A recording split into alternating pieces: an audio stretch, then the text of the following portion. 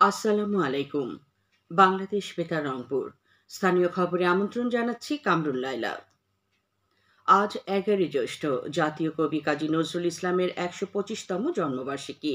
জাতীয় পর্যায়ে কবির জন্মবার্ষিকী উদযাপন উপলক্ষে বিভিন্ন সংগঠন বিস্তারিত কর্মসূচি পালন করছে।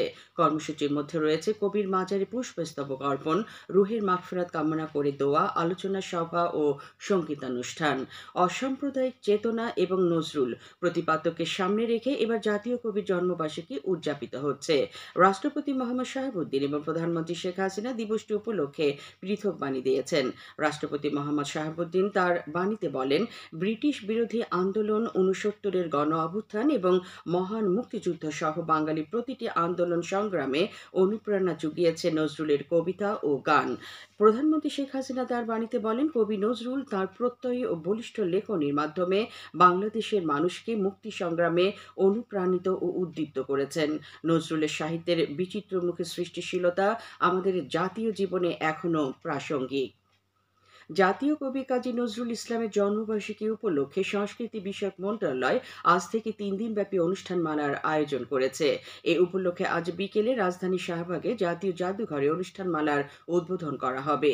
জাতীয় সংসদের সংসদ উপনেতা বেগম মতিয়া চৌধুরী এতে প্রধান অতিথি থাকবেন। জাতীয় পর্যায়ের উদ্বোধনী অনুষ্ঠান সরাসরি সম্প্রচার সহ অন্যান্য অনুষ্ঠানমালা বাংলাদেশ টেলিভিশন, বাংলাদেশ বেতার, বেসরকারি বেতার ও টেলিভিশন চ্যানেলসমূহ সম্প্রচার করবে। এ উপলক্ষে ময়মনসিংহ জাতীয় কবির স্মৃতি বিজড়িত কুমিল্লার দৌলতপুর সহ বিভিন্ন স্থানে সংস্কৃতি বিষয়ক মন্ত্রণালয় ও স্থানীয় প্রশাসনের উদ্যোগে বিভিন্ন কর্মসূচি পালিত হচ্ছে। বাংলাদেশের স্বাধীনতার পরপরই জাতির পিতা বঙ্গবন্ধু শেখ মুজিবুর রহমান বিদ্রোহী কবি কাজী নজরুল ইসলামকে সপরিবারে সদ্য স্বাধীন বাংলাদেশে নিয়ে এসে রাষ্ট্রীয় মর্যাদায় তাঁর বসবাসের ব্যবস্থা করেন। বাংলা ১৩০৬ বঙ্গাব্দের ১১ই জ্যৈষ্ঠ বর্ধমান জেলার আসানসোলের জামুরিয়া থানার চুরুলিয়া গ্রামে কবি নজরুল ইসলাম জন্মগ্রহণ করেছিলেন। তাঁর ডাকনাম দুখু মিয়া, পিতার নাম কাজী ফকির আহমেদ ও মা জাহেদা খাতুন। এদিকে জাতীয় কবি কাজী নজরুল ইসলামের জন্মবার্ষিকী উপলক্ষে আজ জয়পুরহাটে জেলা প্রশাসন ও জেলা শিল্পকলা একাডেমি যৌথভাবে বিস্তারিত কর্মসূচি হাতে নিয়েছে। কর্মসূচির মধ্যে রয়েছে বিকেলে জেলা শিল্পকলা একাডেমি মিলনায়তনে আলোচনা সভা ও সাংস্কৃতিক অনুষ্ঠান। রংপুর বিভাগের নবনির্বাচিত উপজেলা পরিষদ চেয়ারম্যান ও ভাইস চেয়ারম্যানগণের শপথ আগামী ২৮শে মে সকাল ৯টায় বিভাগীয় কমিশনারের সভাকক্ষে অনুষ্ঠিত হবে। শপথ বাক্য পাঠ করাবেন রংপুর বিভাগীয় কমিশনার মোহাম্মদ জাকির হোসেন। শপথ গ্রহণ অনুষ্ঠানে অংশগ্রহণের লক্ষ্যে রংপুর বিভাগের নবনির্বাচিত উপজেলা পরিষদ চেয়ারম্যান ও ভাইস চেয়ারম্যানগণকে ২৮শে মে সকাল ৮টায় রংপুর বিভাগীয় কমিশনারের সভাকক্ষে উপস্থিত থাকার জন্য অনুরোধ করা হয়েছে। দেশের ৮ বিভাগের ওপর দিয়ে বয়ে যাচ্ছে মৃদু থেকে মাঝারি ধরনের তাপপ্রবাহ, যা অব্যাহত থাকতে পারে।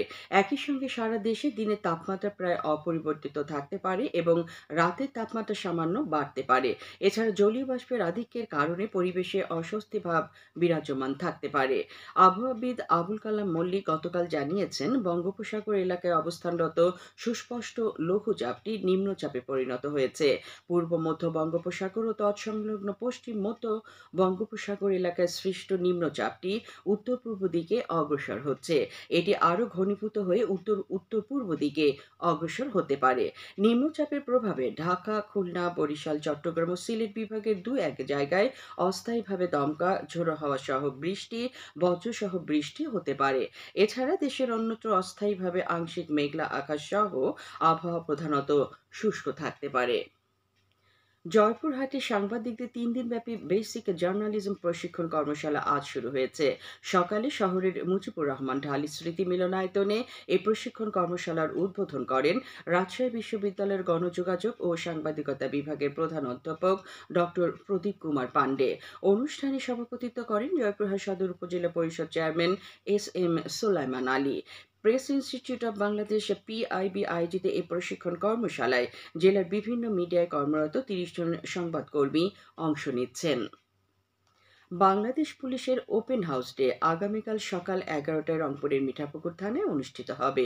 এতে পুলিশ সুপার উপস্থিত থেকে স্থানীয় জনগণের সাথে মতবিনিময় করবেন।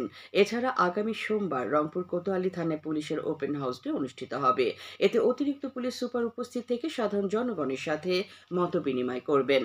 সবশেষে আবহাওয়া।